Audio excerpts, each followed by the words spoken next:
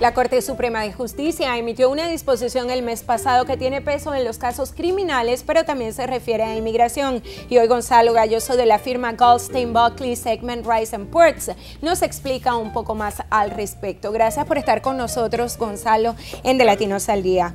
¿Cuál es la disposición de la Corte Suprema de Justicia en referencia específicamente a los casos civiles?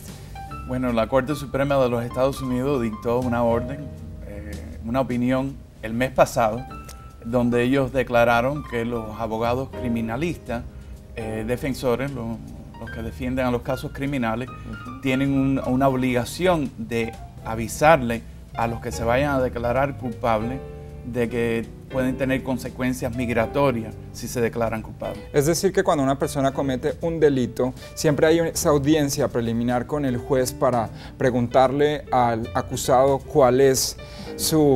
cómo se declara él, cuál es su posición al respecto. En dado caso que esa persona se declare culpable, entonces ustedes como abogados tienen la obligación ya de informarle a la persona las consecuencias en su estado de inmigración de esa declaración de culpabilidad. Sí, lo único que la Corte Suprema de los Estados Unidos no hizo fue que no le puso una obligación en sí de que el abogado criminalista, que quizás no sea especialista en cuestiones de migración, que le asesorara a su cliente, sino le dijo que tenía que estar seguro de por lo menos recomendarle un abogado que sea especialista en esa área para que le avisara.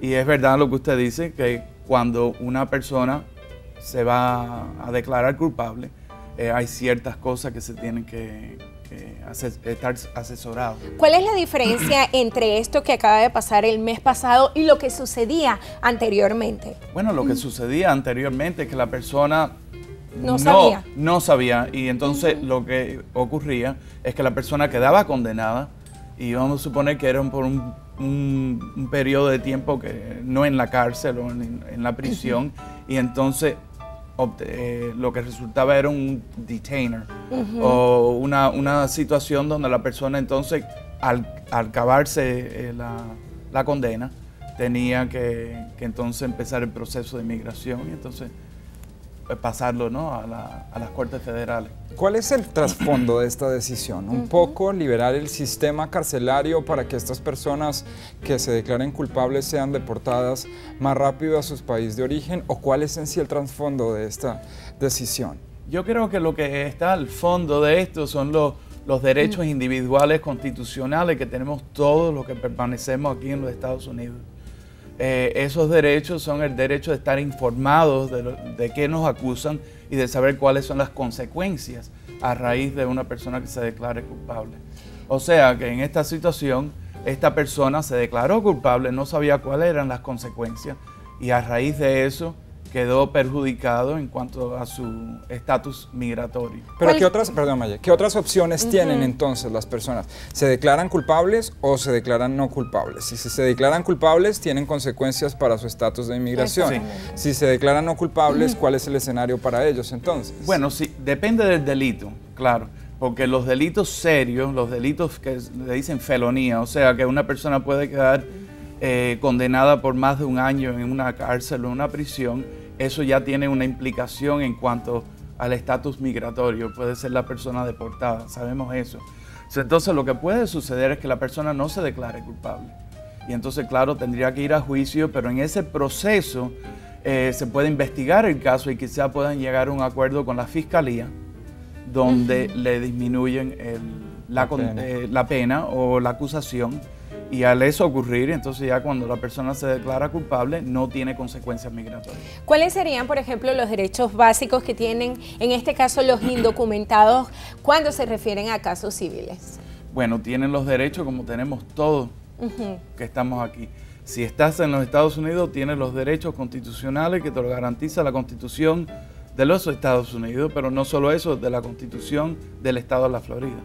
Y eso es de ser informado, de tener proceso, ¿no?, un proceso legal y de tener, en algunos casos, claro, si la fiscalía certifica de que ellos quieren obtener una sentencia donde la persona va a estar encarcelada, entonces y la persona es de poco ingreso, le tienen que nombrar un abogado defensor. O sea que son derechos básicos que tenemos todos para poder enfrentar una situación como esta. Bajo tu criterio, esta decisión tomada por la Corte Suprema de Justicia es una decisión que defiende entonces los intereses de cualquier persona, ya sea criminal, ya no lo sea criminal, sea indocumentado o sea una persona legal, pero garantiza que esta persona conozca sus derechos, entonces, por lo menos. Sí, yo creo que sí, que esto garantiza los derechos individuales que tenemos todos. Porque en este caso en particular, la persona ya había quedado condenada.